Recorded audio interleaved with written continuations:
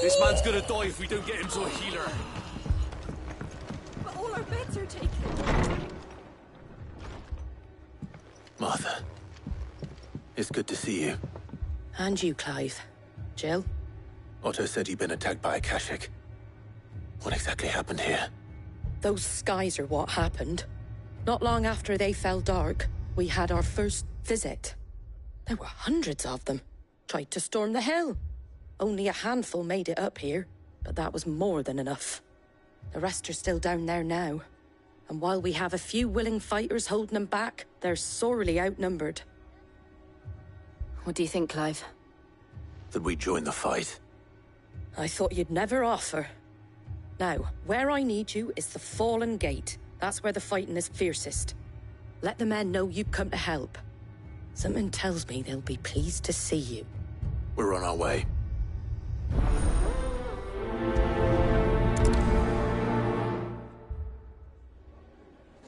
Do you think there were as many as Martha says?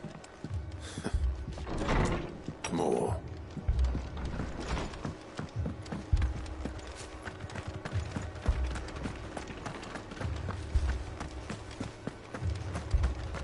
You don't think they've abandoned us, do you? Them not. Not a chance.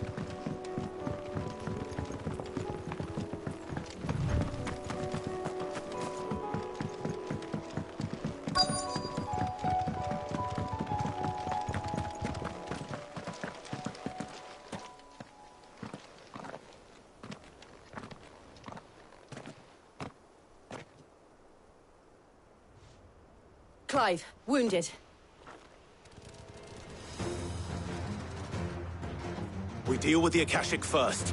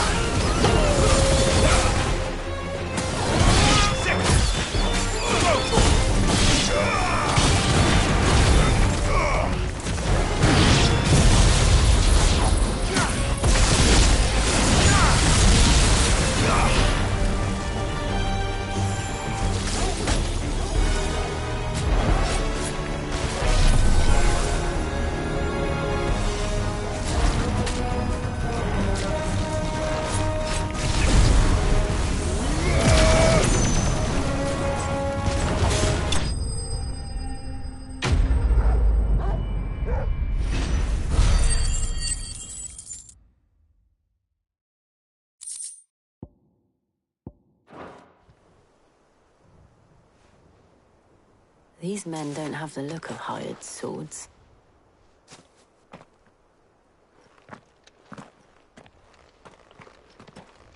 If you've come to rob this place, You are mistaken, my Lord Rosfield. We're here by Madame Martha's leave. how do you know my name? Forgive me, my lord. There wasn't time for introductions. We're with the Guardians of the Flame. Wade's men? But how did you come to be here? Where is your commander? Sir Wade left earlier with a scouting party to find out where the Akashic were coming from. Did he? Take your wounded back to the inn. Martha will see you're looked after. We'll join you anon.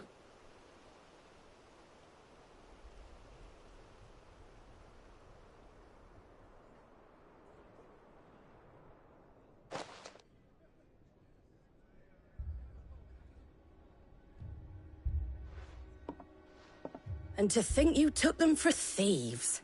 A fine reward for holding off the horde, that is. When did Wade and his men arrive? Not long after Rosalith fell. The Guardians asked me to shelter some of them that had lost their homes.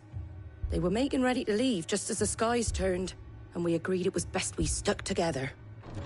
Martha! Trouble! The scouting party's almost at the lift, but they got a pack of Akashic snapping at their heels! And they've got wounded with them! They're not gonna make it! Damn it all. We'll worry about them, Martha. You look after everyone here. If any can still fight, send them to the lift. I will. You two be safe now.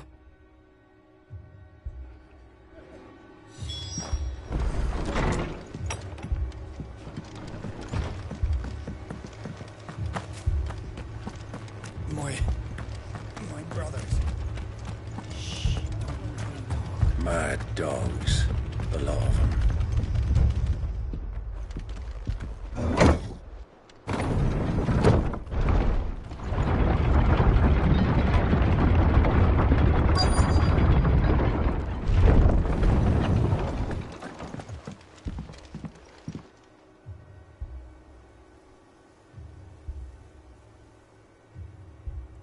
Squire, I need you to get those who can still walk up the lift to Martha's. But what about... I didn't ask, Oscar. Sir. So Wade. Lord Rossfield.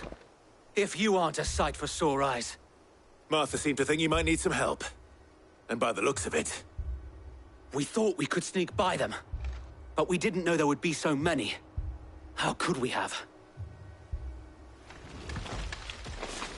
Behind you!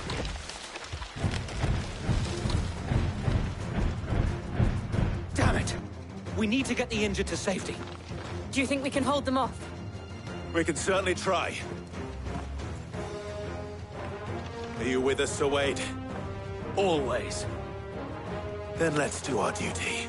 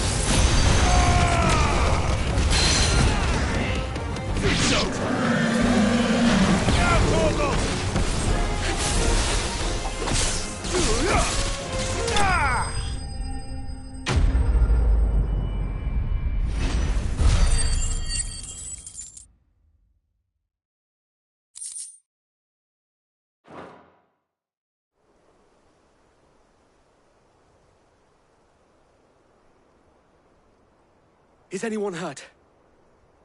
I don't think so. And yet again, you've pulled me from the flames. It's just a pity I keep walking into them.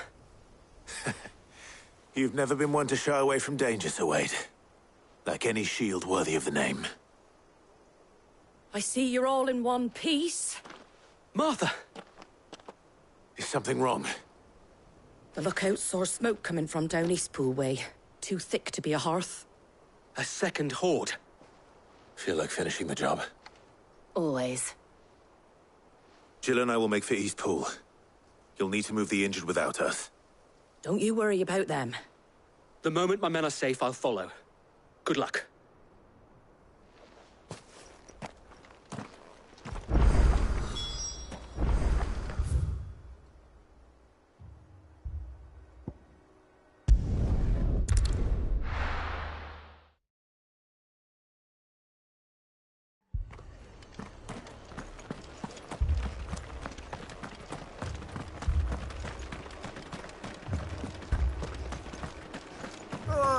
Just patch me up as quick as you can and get me back out there. Brothers need-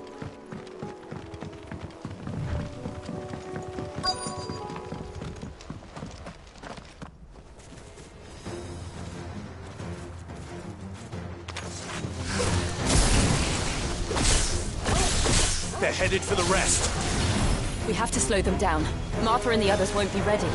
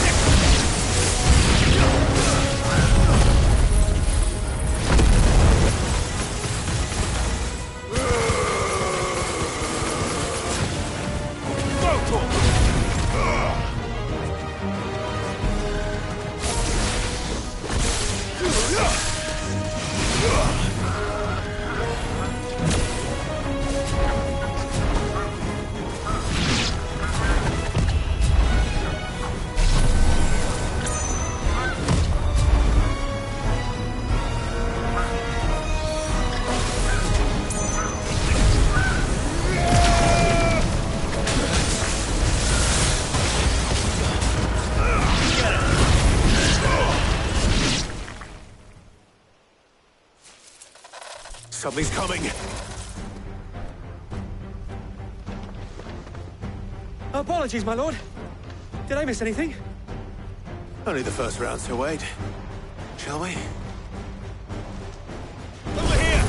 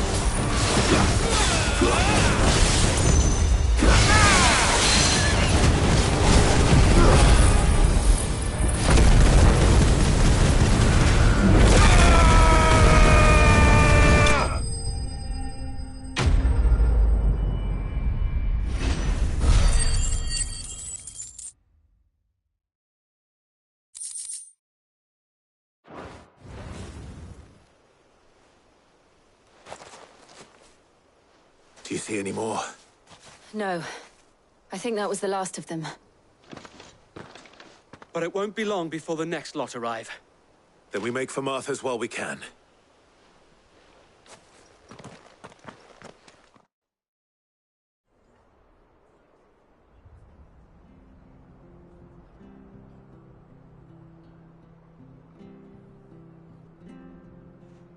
What did you find out there? The same as Sir Wade. Scores of Akashic. Well, wherever they came from, they're gone now. Our lookouts say the lowlands are clear. Hopefully we'll have enough time to lick our wounds. How many of your men were injured? A damn sight less than if you hadn't turned up. Thank you.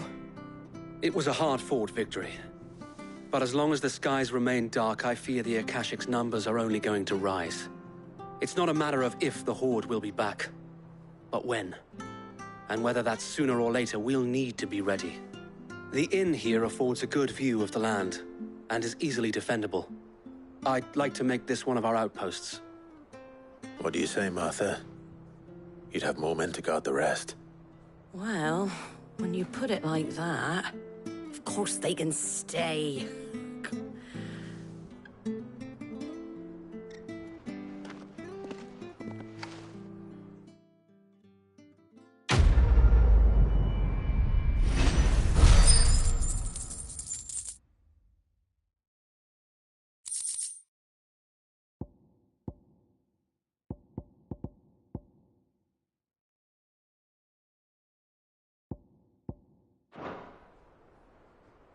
My lord, there's someone I'd like you to meet. Oscar, over here.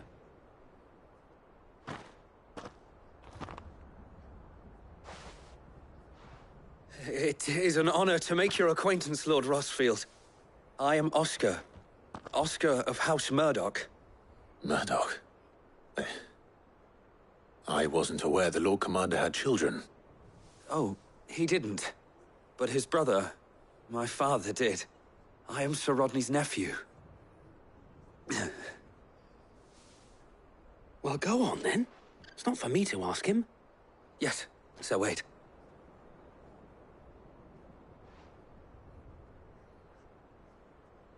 If it please you, my Lord Marquis, might you take me as your squire?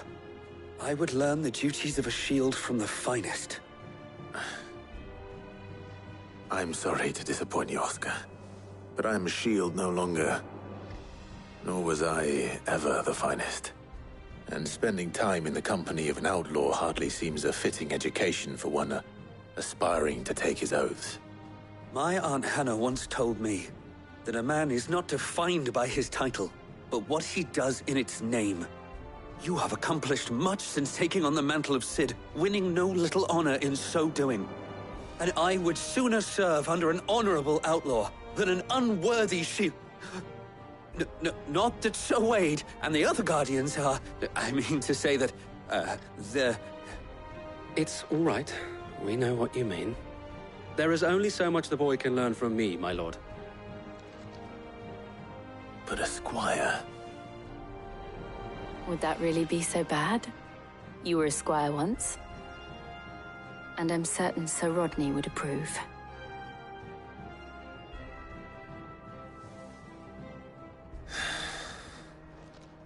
Know that I'll show you as much leniency as your uncle showed me. I would not have it any other way.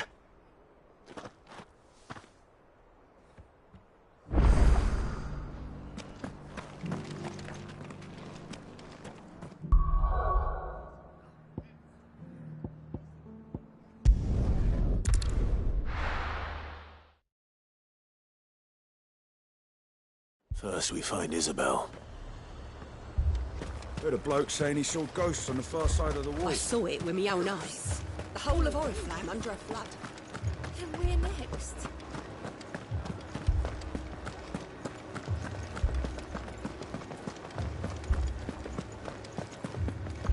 I can't do it.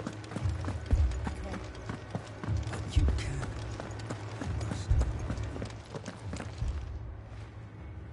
My lord.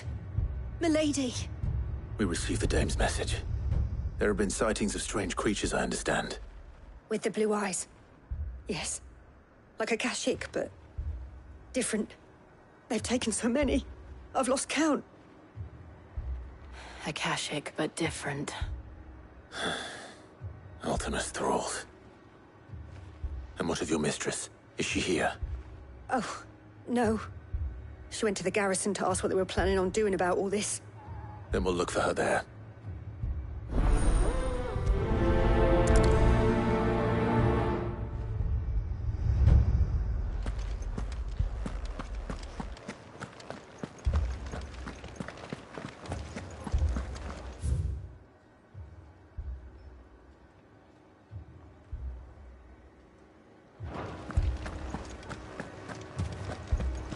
We could leave.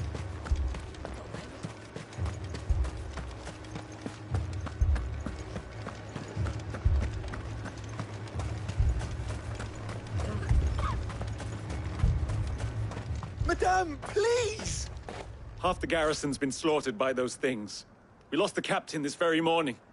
We've tried requesting reinforcements, but there's been no word from the capital or the Dominion in days! What more would you have us do? I would have you do your duty. Those at the Vale look to me for protection. And protect them I shall. Because they are my charges, and that is my duty. In case you have forgotten, the people of this town are your charges. But more than that, they are your people. Your sisters, your brothers, your lovers. So you have a choice. Lay down your sword and watch as they are slaughtered, or take it up and do what is right. She speaks the truth, you know. This here, it's all we have. It's all that's left. What we have left is our lives! Do you really want us to lose them as well? Not if we don't have to. Look, there's a cask under the captain's bunk. Let's talk about this over a drink, eh? I'm listening. I'll have a word with him.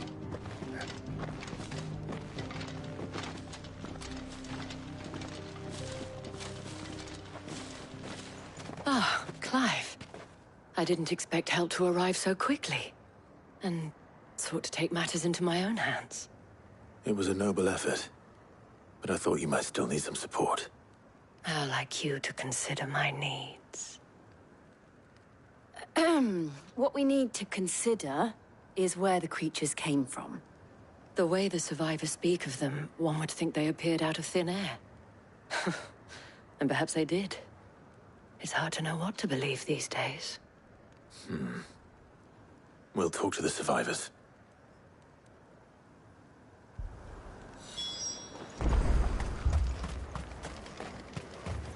Don't leave me, Pa. You're a pikeman, yes? What happened? I've got family in Moor. I heard the flood was spreading, so I went to see if they were all right. And a pack of them glowing things found me in the meadow. I ran for my life. I never did get to the village. Leave that to us. But my family! What did we do to deserve this? I'm sorry, darling. Did you see the creatures that attacked you? Creatures? Yeah, They came out of nowhere. They went for Joseph first, then me, and then they were just gone. Do you remember where you were? On the road from Oriflamme. We just passed Moor when... Where's my Joseph? It's all right. Just rest now. At least we have an idea of where the thralls might be now. We should head... more.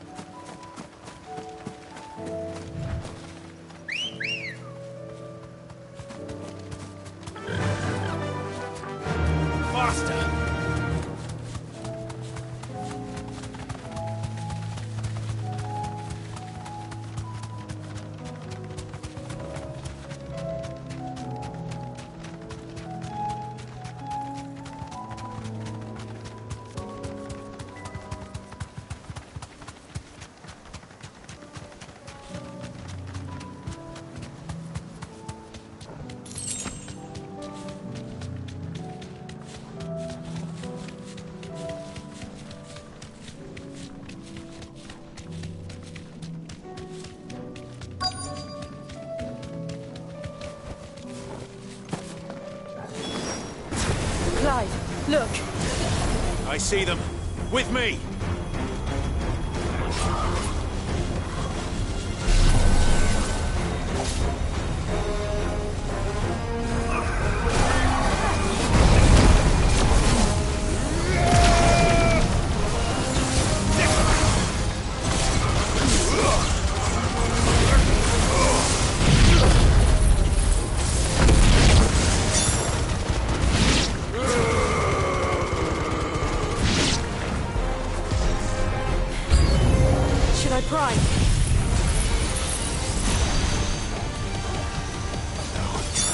Save your strength.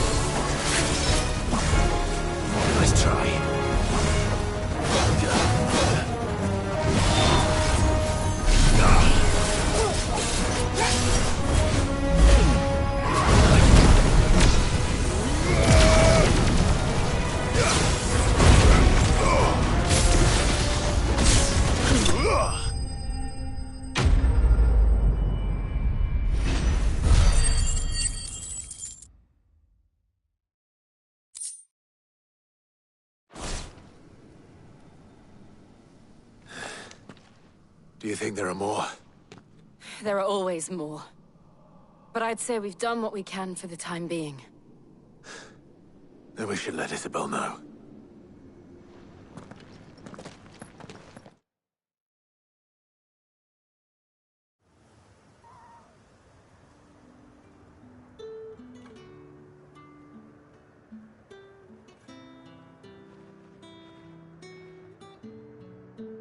You have the town's thanks. Don't thank us yet. There will be more. Many more. And you'll need to be ready for them. Oh, we shall. Isn't that right, Captain? Yes, milady. The garrison will be ready. Philippe here has convinced most of the men to remain at their posts. For now, at least. Hearing that the Dane would look kindly on any man who committed himself to the task certainly didn't hurt. It's not the most selfless of motives, I'll admit. But whatever it takes, eh? Now me, I never needed convincing. I became a soldier to protect the people I love. And the people I love include the ones standing before me. Handsome and chivalrous.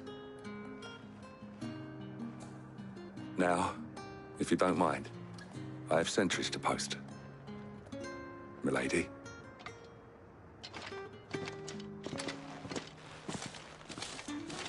Lest you wonder, I'm not foolish enough to believe that this has solved all of my problems. But it has solved one, and that's one fewer than I had this morning. Thank you again, Clive.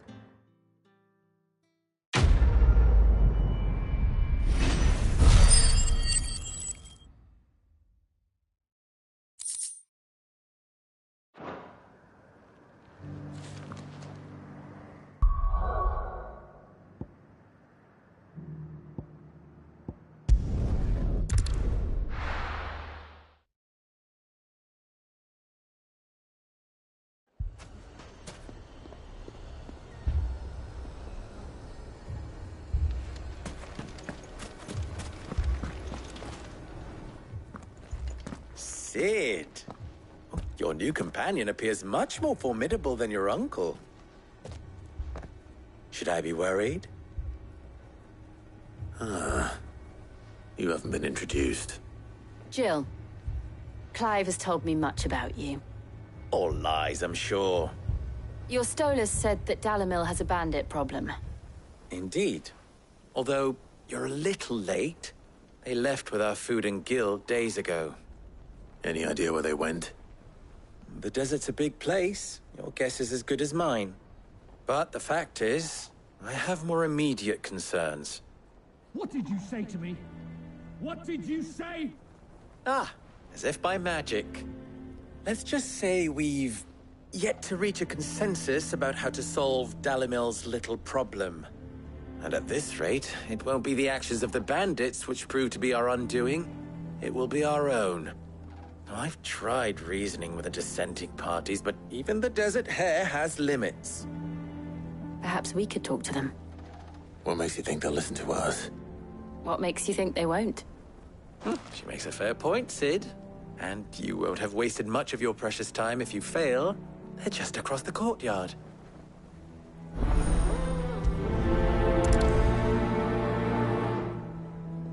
Suppose we just follow the shouting.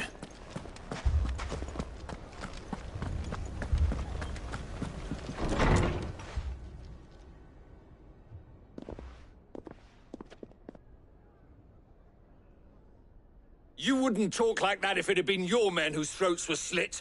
Blood for blood, it's the only way.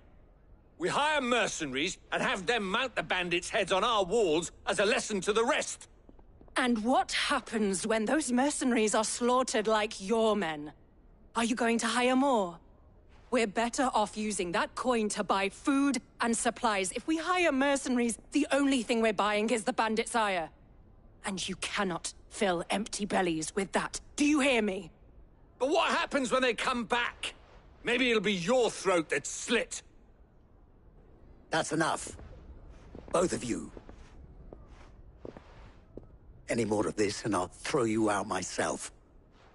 Come back when you're ready to talk like adults.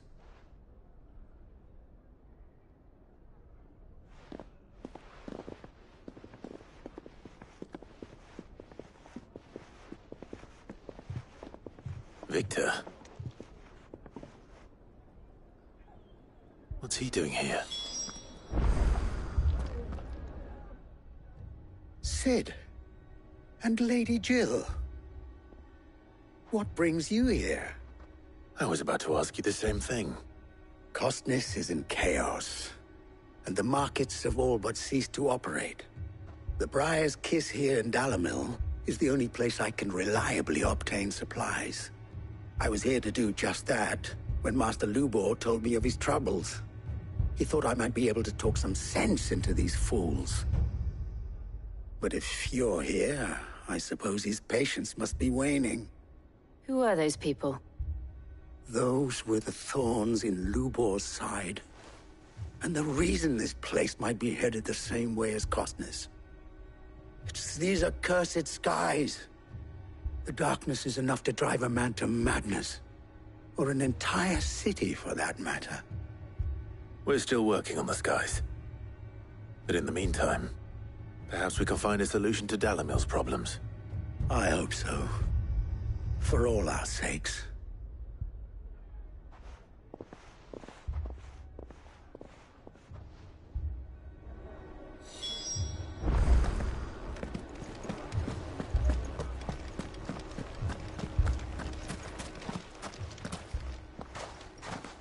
So, you see my predicament? What I saw was a room full of people who were angry and afraid. And with good reason by the sound of it. But if left to smolder, that anger and fear could set the entire town alight. My thoughts exactly. What to do? Both sides wish to protect their homes and livelihoods, if only they could agree on how. But as long as they are divided, we are vulnerable. And if there's one thing bandits like, it's an easy target. What would Sid the Outlaw suggest? Well, if it were my namesake,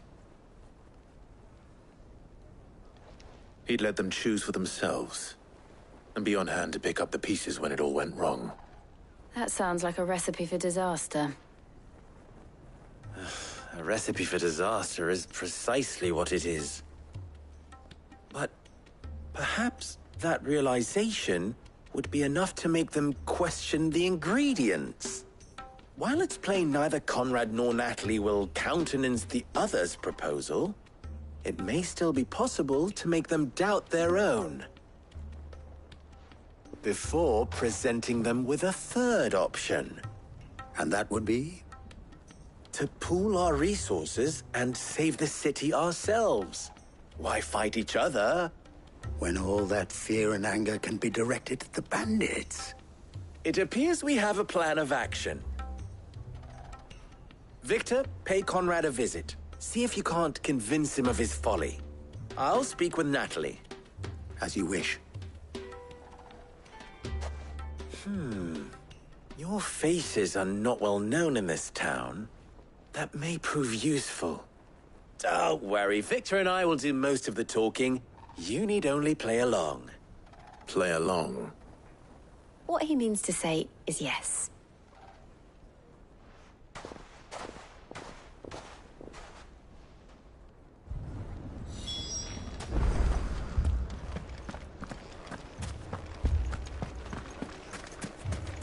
Picture it, Conrad.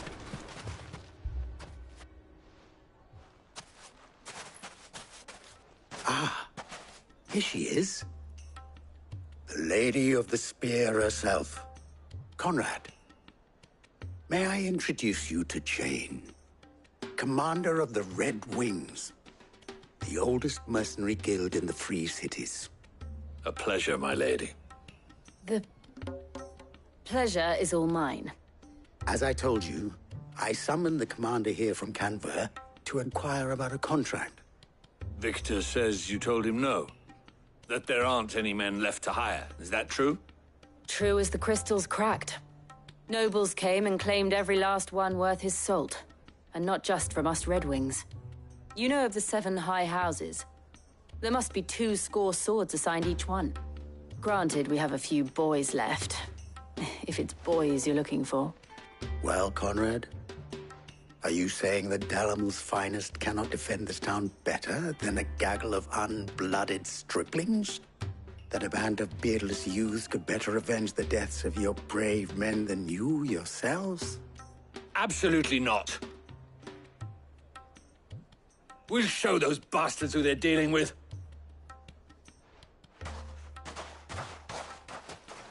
I can't believe that actually worked. Conrad's not what you call the brightest candle in the crypt. And there's a reason why I had you do the talking and not Sid.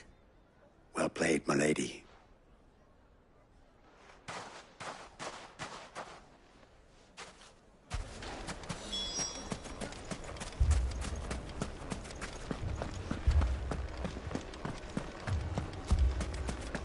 A shop?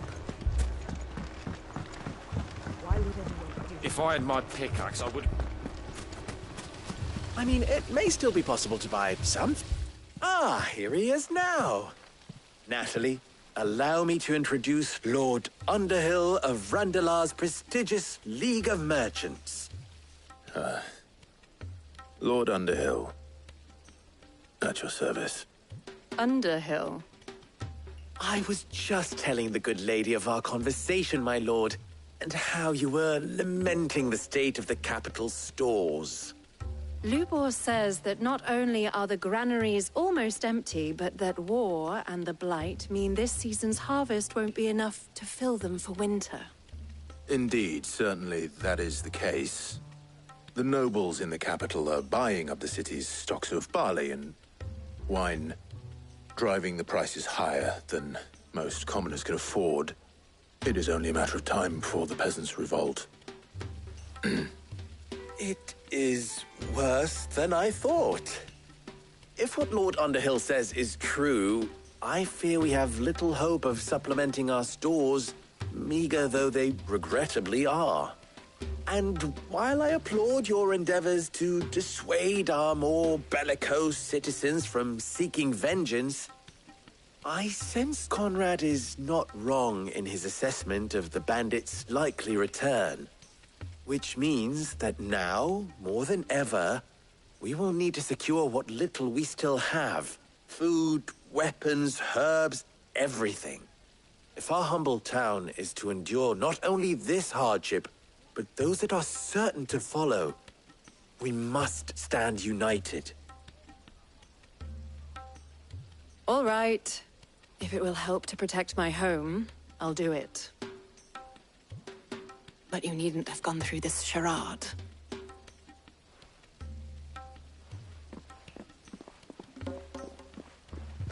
Thank you, Clive. Your performance was nothing if not workmanlike.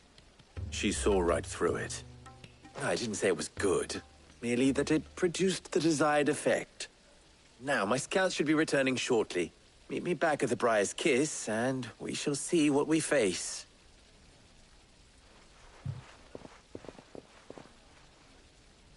I'm not convinced our roles in this ruse were entirely necessary.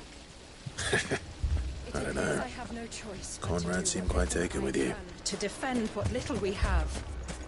I would not see any... Mummy, I'm scared. Oh, I'm ruined.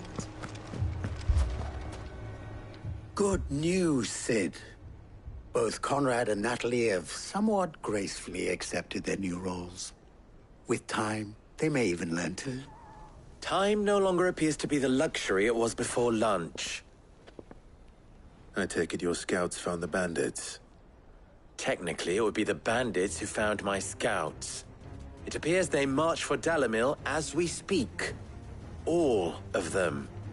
You're not serious. They don't just want food, they want the whole damn town.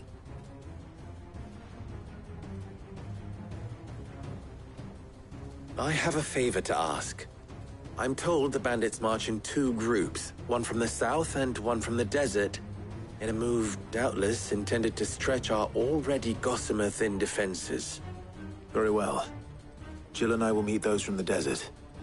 But what of the rest? The rest, my friend, the city shall fight. Together. The stakes, I concede, are high. But if this does not unite Dalimil, nothing will. That is a lot of faith to put into those who had their hands around each other's throats but a moment ago. Then it will be for us to see that their hands are kept occupied. And I do mean us. I thought you might say that. We'll hold them off for as long as we can. And we will do the same.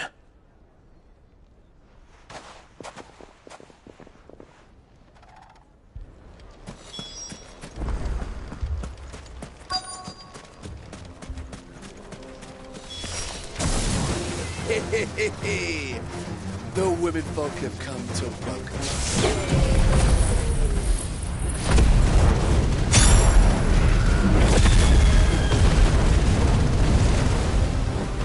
I'll take that one. He's all yours.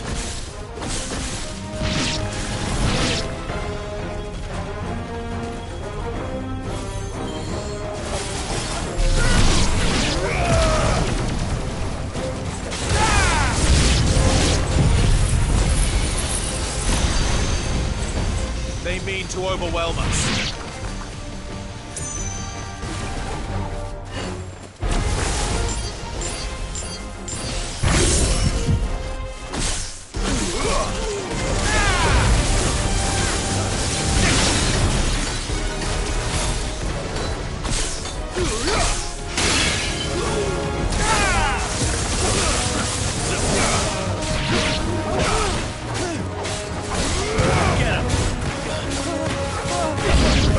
this one.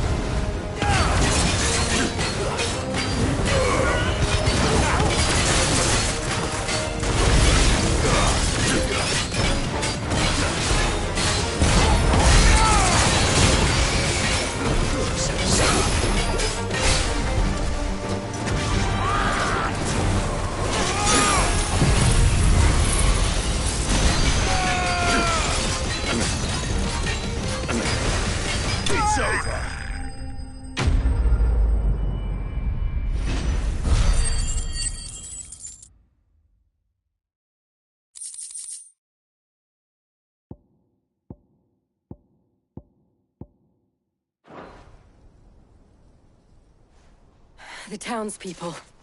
Could they have held out? I don't hear any fighting. What do you think? That we should hurry.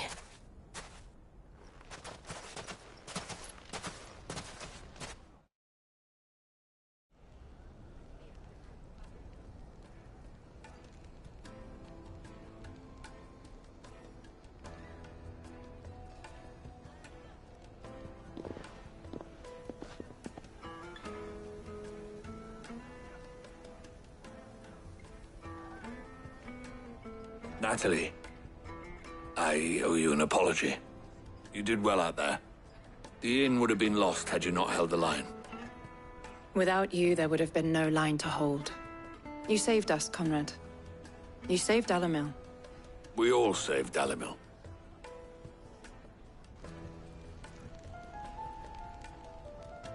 Conrad seems to have had a change of heart. I'd say they both have. I take it from your presence that our visitors from the desert won't be joining us either. Pity. The plan worked, Sid. Granted, it only took an army of bloodthirsty bandits at our gate. Calm now, Victor. Why quibble over the details? We are united, and that is all that matters. As for you, Sid, you fight considerably better than you act. I'll take that as a compliment.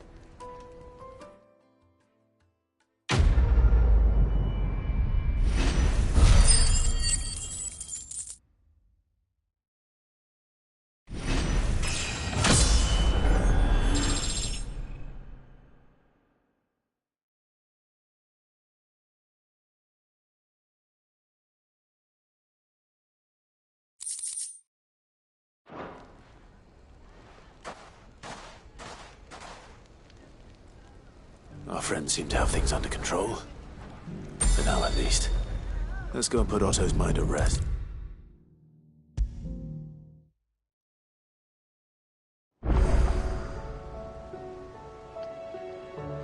Was wondering when you turn up. Had owls from all our friends thanking you for your timely intervention. How is it you always manage to arrive at just the right moment? Luck, I suppose. Any word on the rest of the realm? Let's see.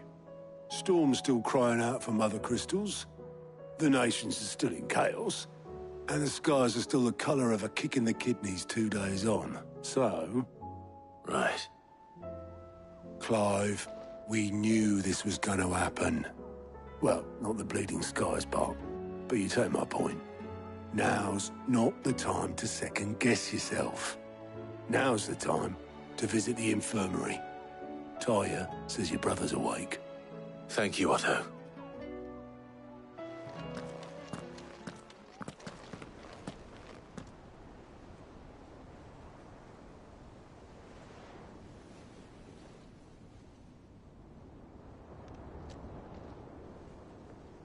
So it was not Sylvester, but Olivier who served as Ultima's puppet.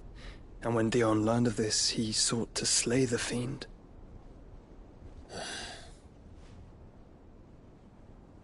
Only for his father to take the spear that would have freed him.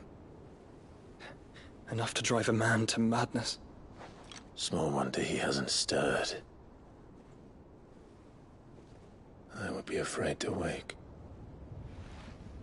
Had I but reached out to him sooner, warned him of the threat Ultima posed. But now, both an empire and her prince lie broken. Joshua, what do you know of Ultima?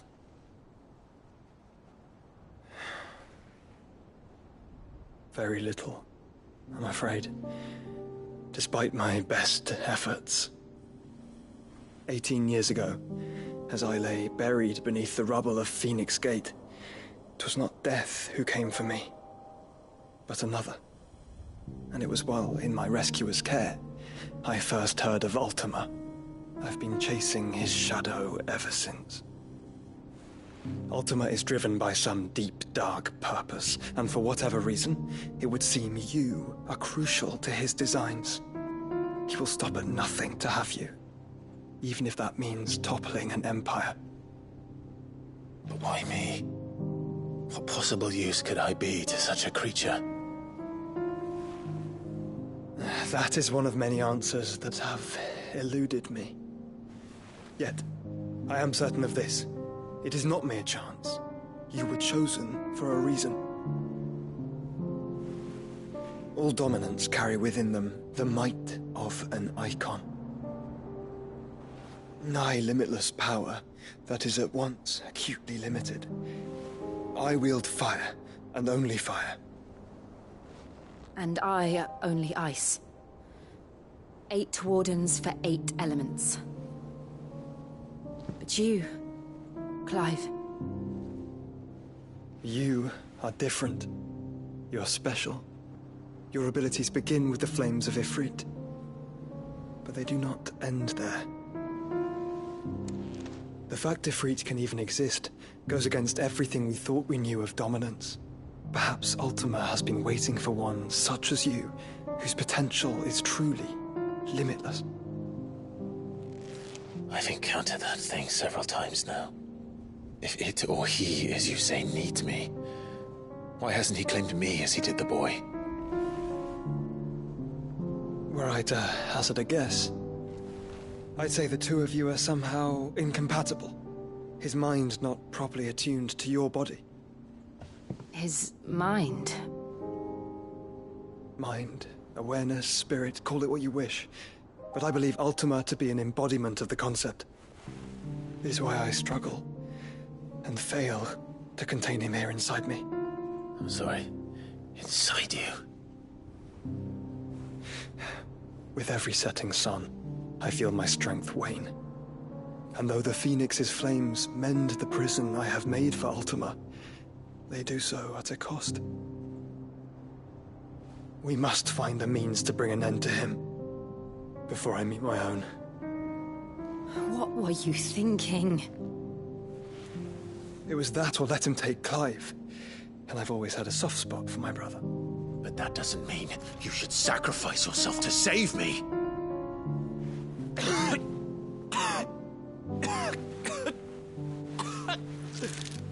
Joshua! Clive! It's Gav. There's an army of Akashic at the gates of Canver.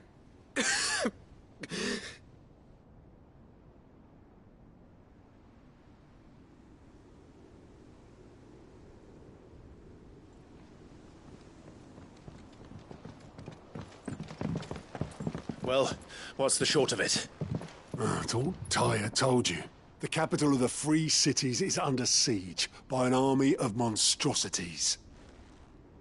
The city guard are doing their best to stem the tide, but numbers ain't on their side.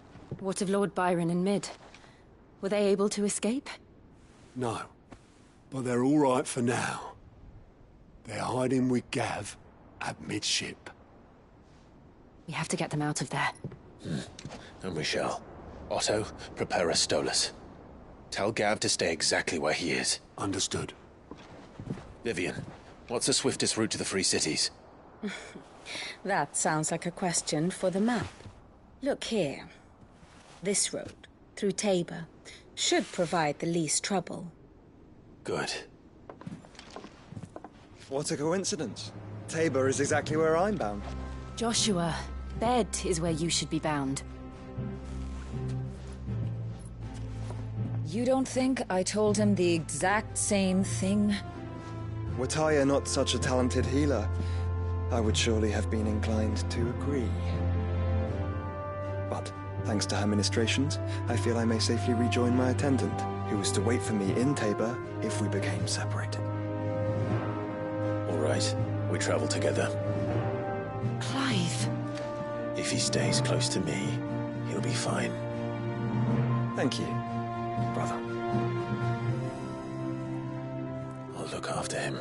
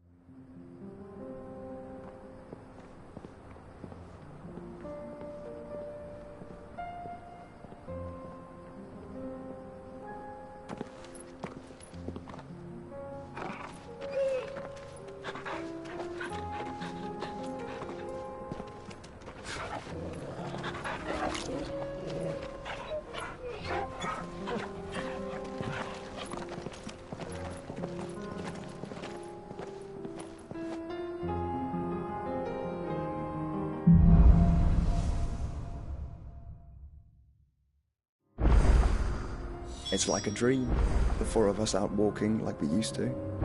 Enjoying this, are you? Gav and the others could be in danger as we speak. You're right. I'm sorry. Yote is a fine scout. If Canville was attacked, she will already have begun gathering information. Tabor isn't far. We should pick up the pace.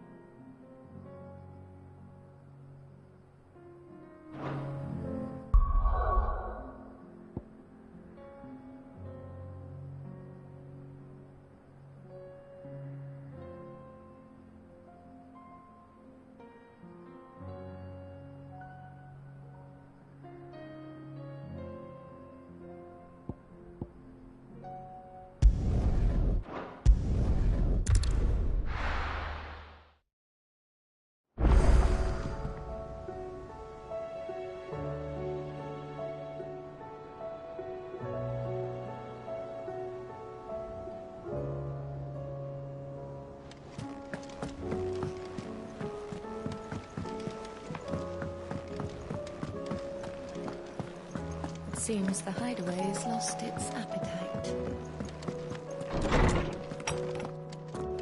Is a storm coming, Sid? Will there be... Sid, perhaps you can help me solve a mystery. I can certainly try. Who's gone missing this time? It's not who, but what. Mid's scales, the ones she made for her workshop. I borrowed them to teach the little ones about weight, and shortly after the lesson, well, they vanished. My first thought was that they'd taken them off somewhere to play, but when I asked, they swore they had nothing to do with their having disappeared. Which almost certainly means they had everything to do with it. Perhaps a visit from Sid will jog their memories. I think it just might. Thank you. I don't like to imagine that my pupils would lie to me. But if they have, I'll have no choice but to discipline them accordingly.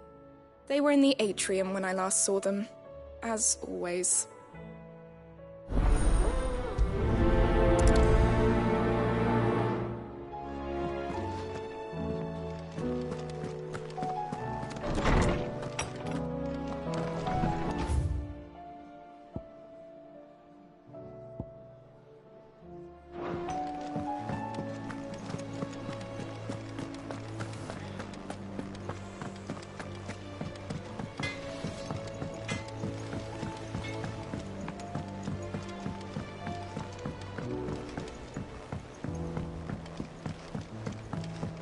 I heard the Emperor was impaled on his own son's spear. We're all gonna die! You hear me? The Akashic are coming and they won't... What do you reckon we should do? I say we should just tell Miss Shirley.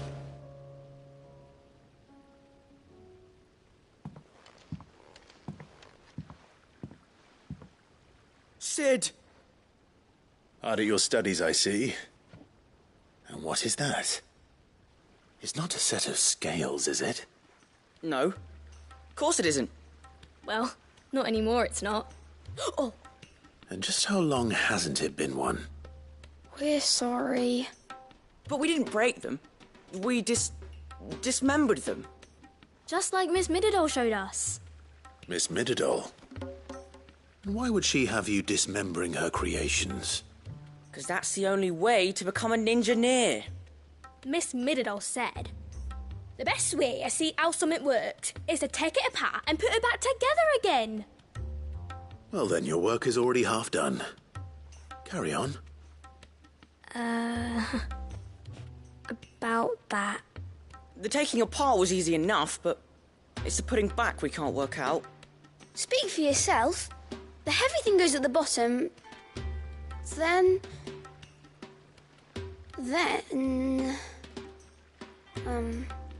You three need to learn to take responsibility for your actions. So let's have a look at these parts with fresh eyes, shall we?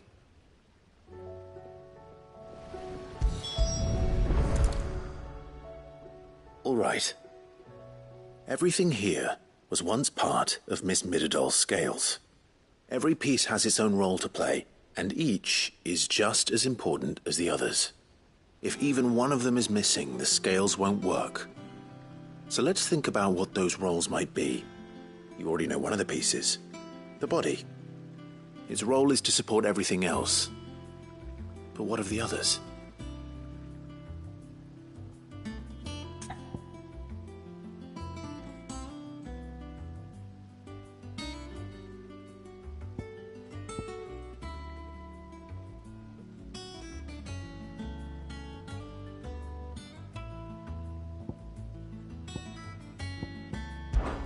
This tiny piece is what's called a cogwheel, or gear.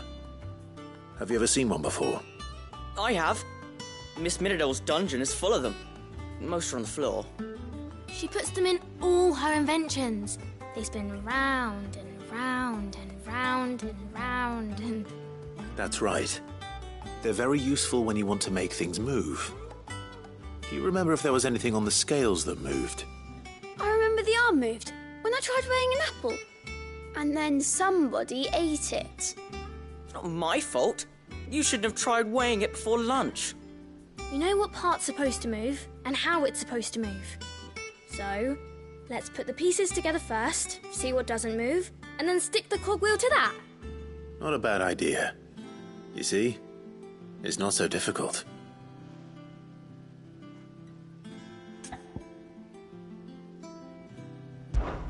This is called the arm. Why do you suppose that is? It doesn't look much like an arm. You're right. It looks more like a wing. Like a chocobo wing! You've ridden a chocobo before, haven't you, Sid? Will you teach me to ride one day? I'll think about it. Now, what do arms do? Hold things. So wait, maybe this arm holds things too? Good thinking. You're on the right track.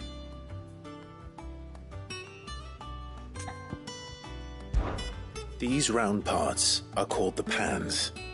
You all know what a pan is, don't you? I do. Molly uses them in the kitchens to fry bangers. But these aren't for frying bangers, you idiot. They're for weighing stuff. But what if I wanted to weigh goods? I don't think you'd fit on that little thing. Probably not. What are the chains for? Holding the pans up? Well spotted. Which means something must hold the chains up in turn.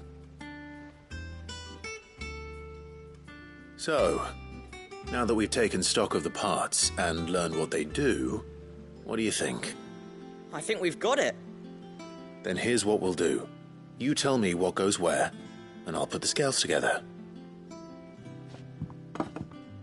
Well, obviously you need to start with the body. All the other pieces fit onto it, don't they? And the arms go on the body, just like real arms. Or wings, if you're a chocobo. And then the arms hold the pans by the chains. Very good. Let's see if that works. Ah, all finished.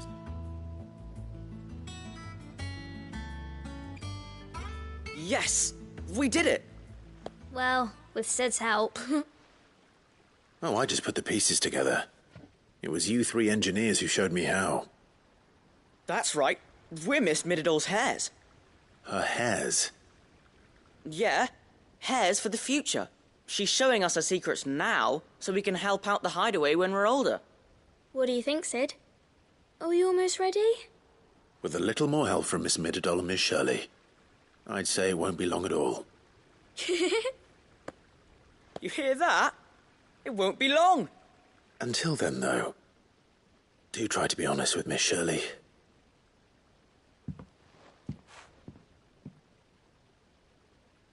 Hey, look! We never used the cogwheel. You don't think Sid forgot about it, do you?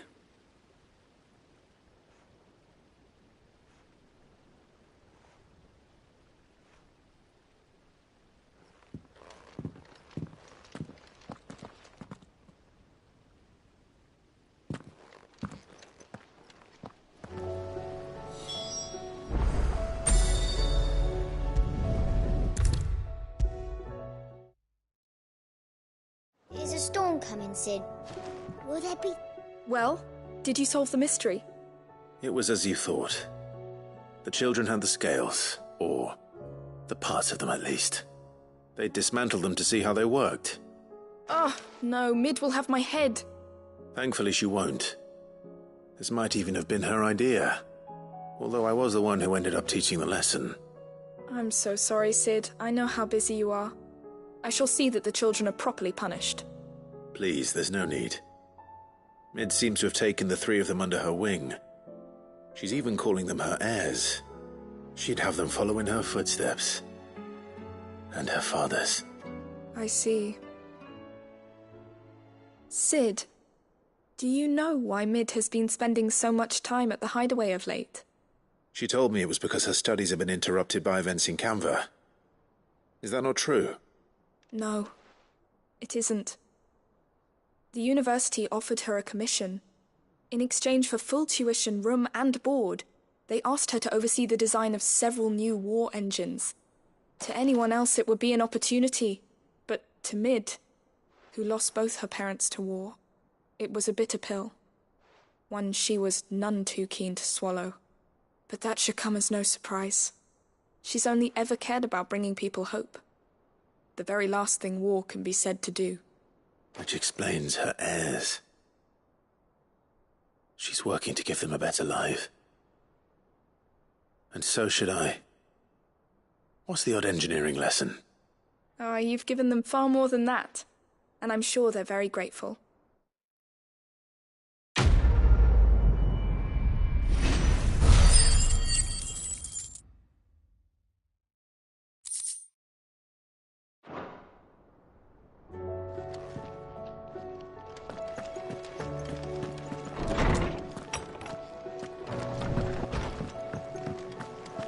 Seems the hideaway's lost its blasted appetite. book.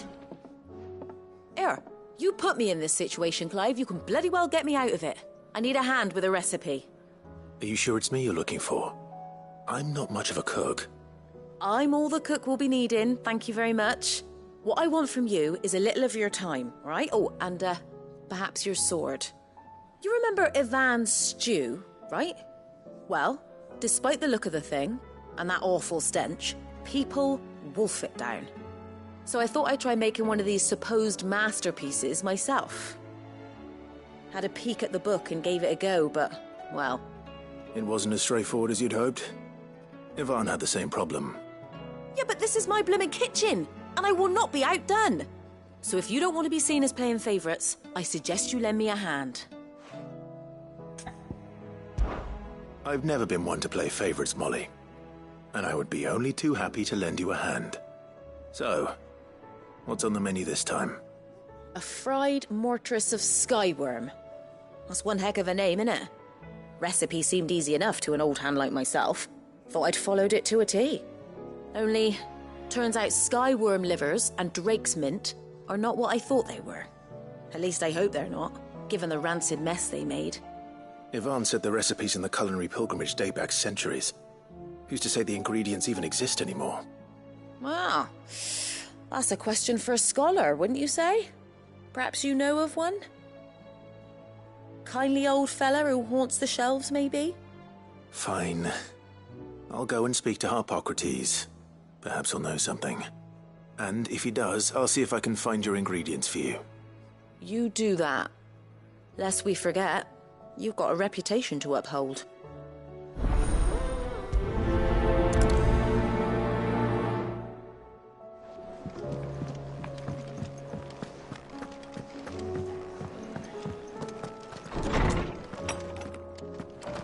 Is a storm coming, Sid? Will there be thunder? Lawsman Harpocrates. I've come to pick your brain if you don't mind. It's about the book you lent Ivan. Ah, Valicia, A Culinary Pilgrimage, a classic.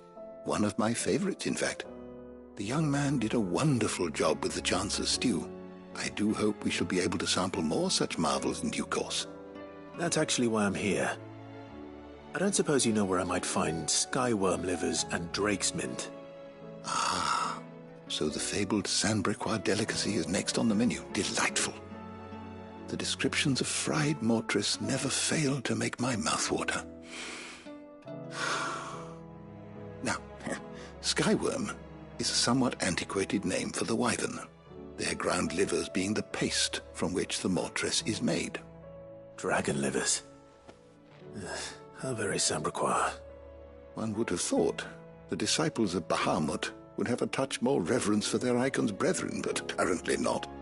I believe the specific dragon the recipe demands is the blueback wyvern, said to be the very color of the sea beside which it resides. So we know where to look for our liver. But what about the drake's mint? Saint's bonnet in contemporary parlance, a herb which grows along the North Reach coast. I gather that one can locate the cheerful yellow flowers by their heady scent alone, so I'm sure you'll have no trouble finding them.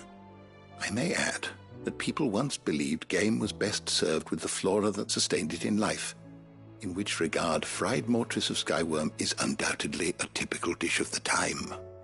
Meaning that if I find one, I find the other. To Northreach, then. Best of luck, Clive. And do save me a bite once the dish is complete.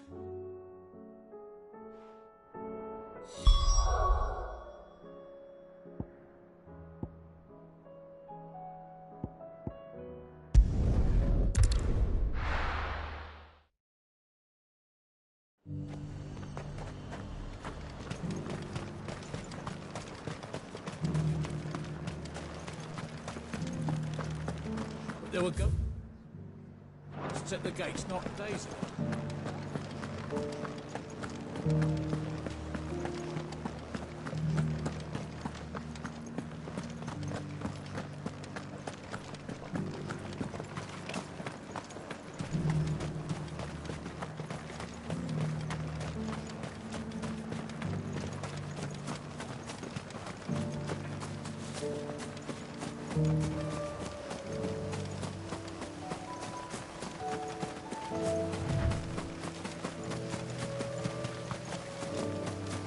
Hippocrates said I should be able to find what I'm looking for somewhere nearby. Bright blue dragons and bright yellow flowers. Should be easy enough to spot.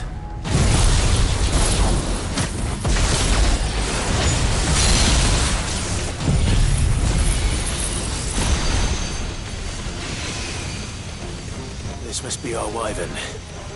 All right, let's get this over with.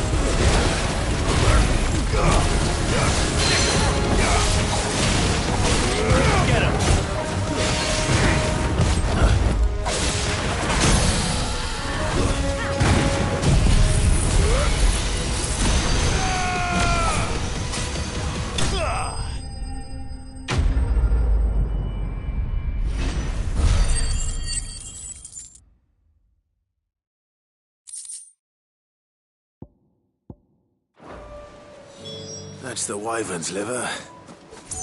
Now I just need to find the herbs. Bright yellow with a heady scent.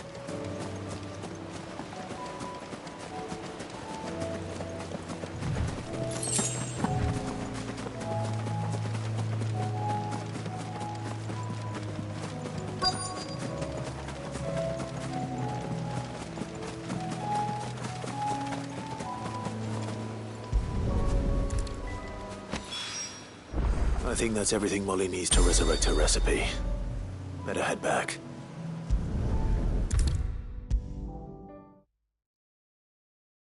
Seems the hideaway's lost its appetite.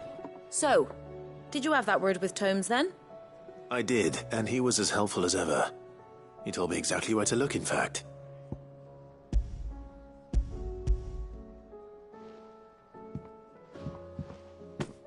And what precisely will I be cooking up? Or is it better not to know? Blueback wyvern liver. And, a herb known as Saint's Bonnet. Ah, wyvern livers, was it? Well, at least it weren't actual worms, I suppose. Now then, you stay right where you are. I've got some cooking to do. Let's hope these grand old chefs of yore knew what they were on about.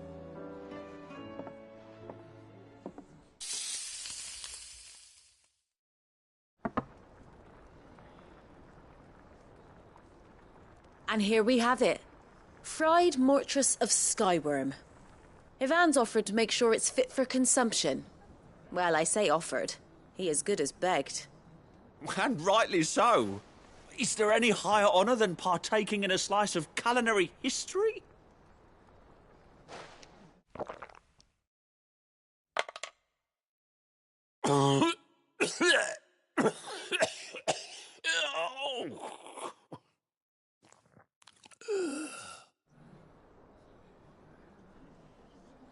So, not fit for consumption then?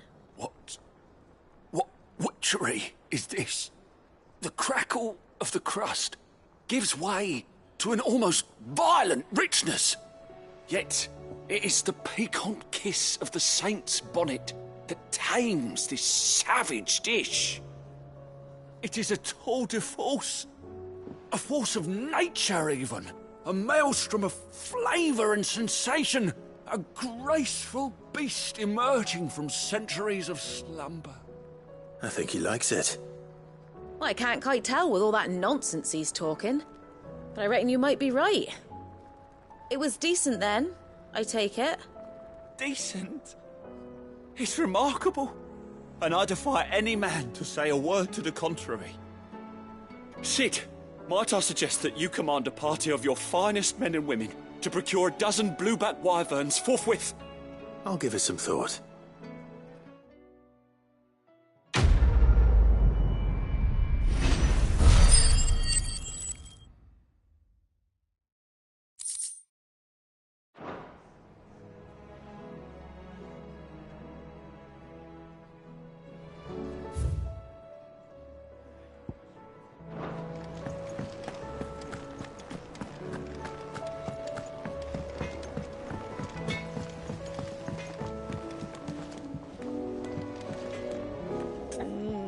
What am I gonna do?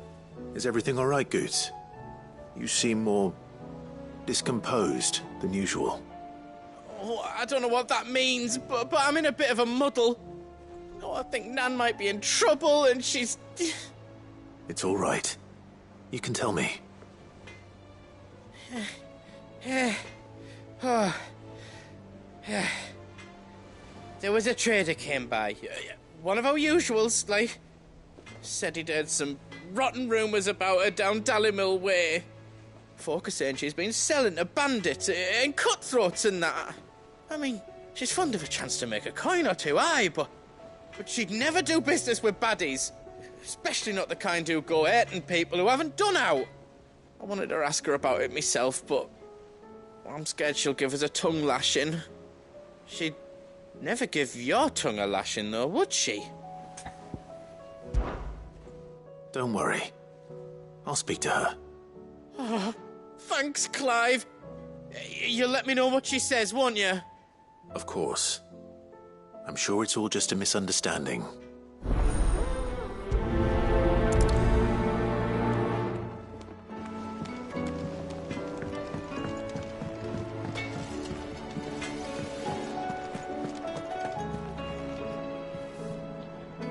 Lady Karen.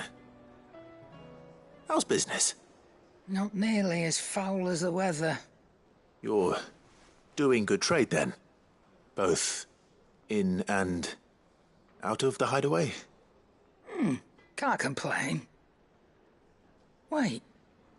What exactly are you getting at? Not once in 5 long years do you pay my affairs half a care, but here you are today, raking me over the coals like a bloody popoto? Just asking. Out of interest. All right. I'm here because I was told that certain rumors have been circulating. About you selling weapons to brigands. Oh, are you? And who was it who knows me so well as to tell tales of my evil exploits? I didn't exactly hear firsthand. All I know is that someone in Dalimil has been spreading word to that effect. And what? You believe it? You think I'm profiting off the blood of innocents, do you? Look, I've done things I'm not proud of. Might be there were a time when I turned a blind eye to the wretchedness of the world so I could line my pocket. But that woman is no more. And you'd know that if you'd ever paid the slightest bit of notice. You're right, Lady Karen. I apologize. It was wrong of me to doubt you. Aye, it was. Now, I reckon you've got better things to do than pointing your do-gooding finger at a poor old woman. Of course. Good day.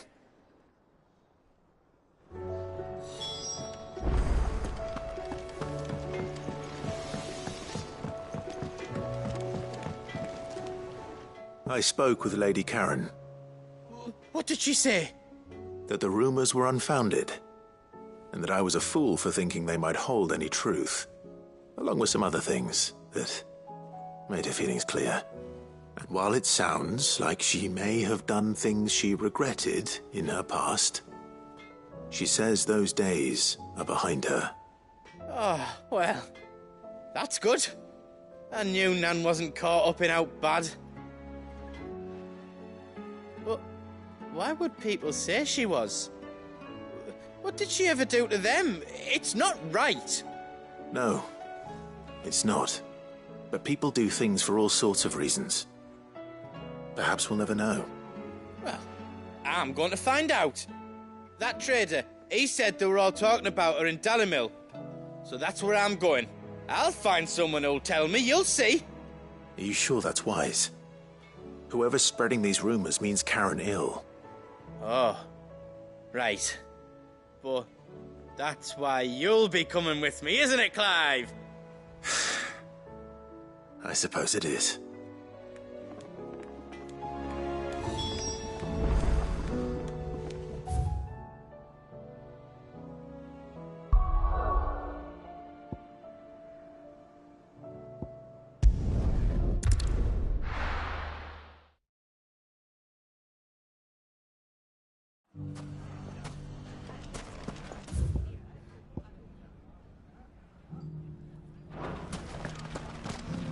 The bandits may be no more, but look what they've left us with.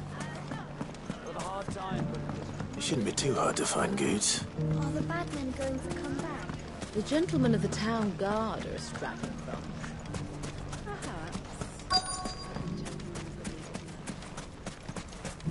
Could be I know something more. Was... Clive, listen! I found someone who says he's heard the rumours about Nan. Have you? Go on. Tell him what you told me. All right. It's like I said. A wizened old crone by the name of Karen's been selling steel to whoever will pay her price, be they knight or knave. Says the more swords and spears she puts in people's hands, the more war they'll wage. And the more war being waged, the more call for swords and spears. And who will they all turn to keep them in steel? Why, the good Reaper herself. And you've seen this Reaper at work? Aye, it just so happens I have. You'll find her right here plying her trade most days. Here in Dalimil? Where exactly? She has a stall here in the market, but if you're not the patient type, you can probably find her at her storehouse on the edge of town. But it'd be a bolder man than me that braved that particular nest of vipers. Feeling bold, traveler? I hope so, for your sake. Now, if that's all, I have places to be. Sorry to have kept you. You don't think Nan's the Reaper, do you? Not unless she's discovered the secret of how to be in two places at once. Eh? What do you mean? Lady Karen hasn't left the hideaway in weeks. So who has been running this stall he spoke of? Good question. I'll go and have a look. And I'll visit this storehouse on the edge of town. All right, but be careful, Clive. You too, Goots.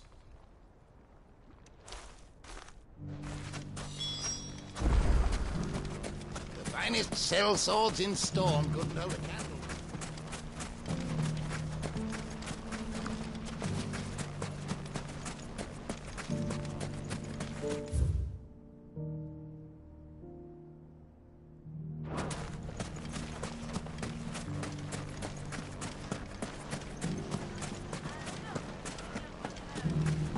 The gentlemen of the town guard are a strapping bunch. Perhaps. But the gentlemen of the League of Merchants have deeper pockets. Mummy, are the bad men What a going mess. to come back?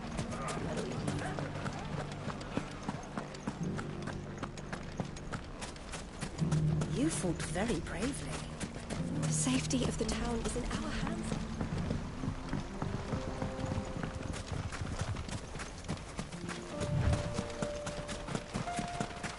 Time to brave the Viper's Nest.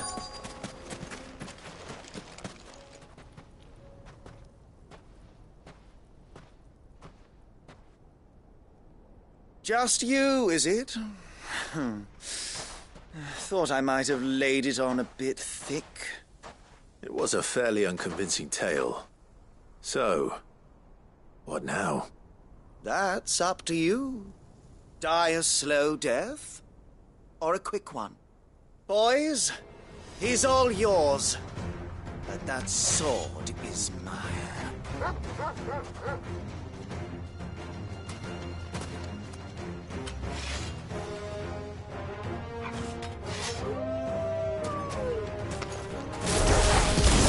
Leave now and we can pretend this didn't happen.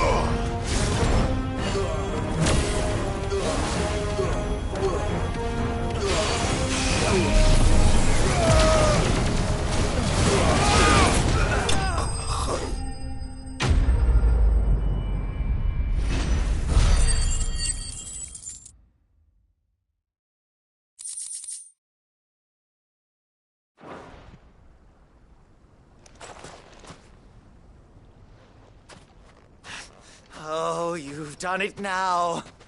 Go on. Tell me what I've done. When the Borgwyn finds out you've killed his men, he'll have your head. He only wanted that bull of a manservant, the dim one always clinging to Karen's skirts. You weren't even supposed to be here. Who the hell are you, anyway? What were you going to do to him? The Borgwyn wanted him to get to Karen. I was only supposed to point the lamp in the right direction once he arrived in Dalamil. But then you turned up. Well, go on then. If you're going to end me, end me. You're not worth the effort. Now be gone, before I change my mind. Fucking coward! I need to find Goetz. Right now.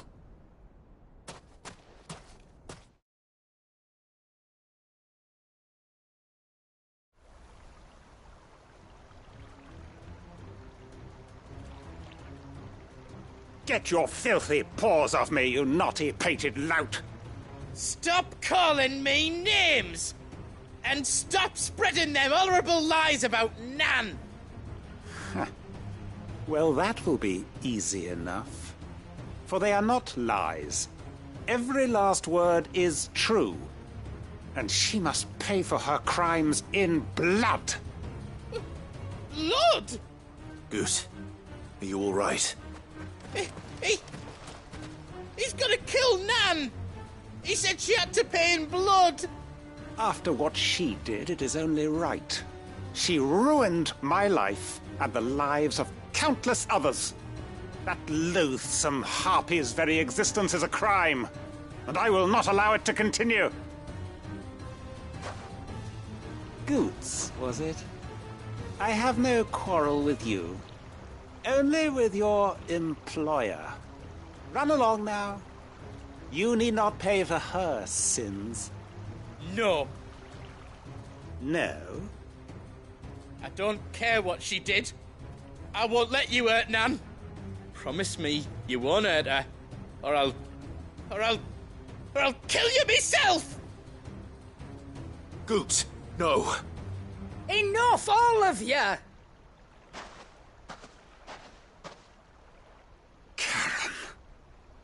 But how did you?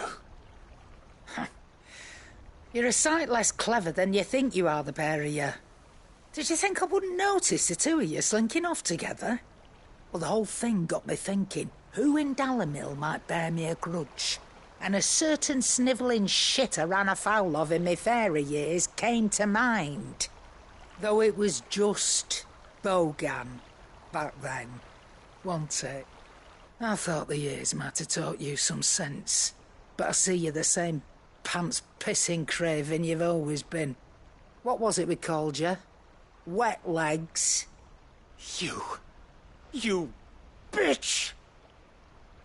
Everything that happened, it was all your fault!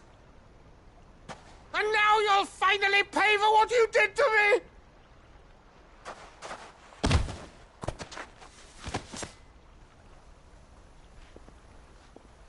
Goose, you... If you want a piece of Nan, you'll have to go through me. Fuck! You great galoot. Out of the way, I can handle this myself. So, wet legs, you remember what you told me when we last met? An eye for an eye. Wise words, Sam. Wise words. And now, it's time to collect.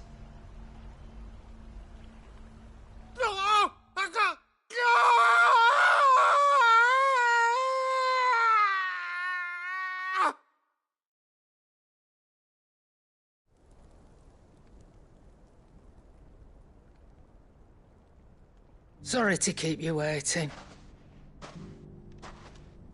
Is he... Dead? No. But I reckon he wishes he was. It ain't easy going through life one eye short of a pair. After all, I should know. You don't mean... Oh, don't tell me you didn't notice. Lost it to old Wet Legs back when we were working the same routes. Said I'd stolen from his strongbox. I'd done nothing of the sort, mind. But that didn't stop him taking his little revenge. So I took some of my own. Sorry, lost everything. His coin, his clients. Always knew he'd be back one day to claim his due.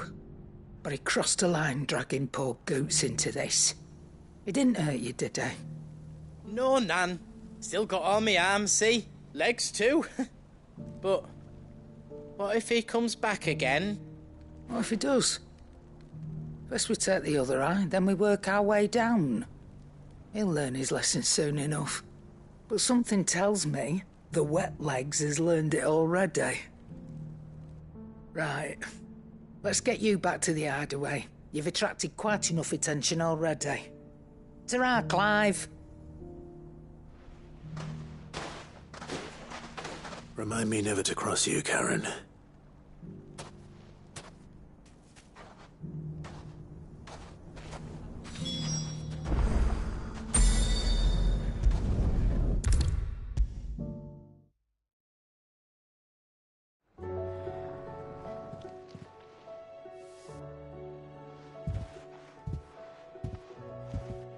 Nothing like a dish of cold vengeance to foul the gut. I'm sorry, Nan. I didn't mean to make things worse. I just thought I had to protect you. Like you've protected me. Aye, Well, someone had to. Your parents certainly didn't give a whit for your well-being. Reckon the both of us would be worse off if I'd not taken you on. You've always been me right eye, Goots. And I'd have you stay that way. So don't you dare go looking for trouble again. Well, I will. If you ever need help, I'll do it again and again, and you can't stop me. Why, you big lump. Fine. Play the hero if it makes you happy. Thanks, Nan. I won't let you down. There's nothing he wouldn't do for you. That's as maybe. But if he's ever to make his own way in life, he'll need to start looking out for himself as well. Till then, he'll need people to watch his back, just like you did in Dalamil. Don't think I didn't appreciate that. Of course. His family. Stop it. You make me one good eye, mister. I don't go thinking that'll do you any favours. A potion today will cost you the same as it did yesterday.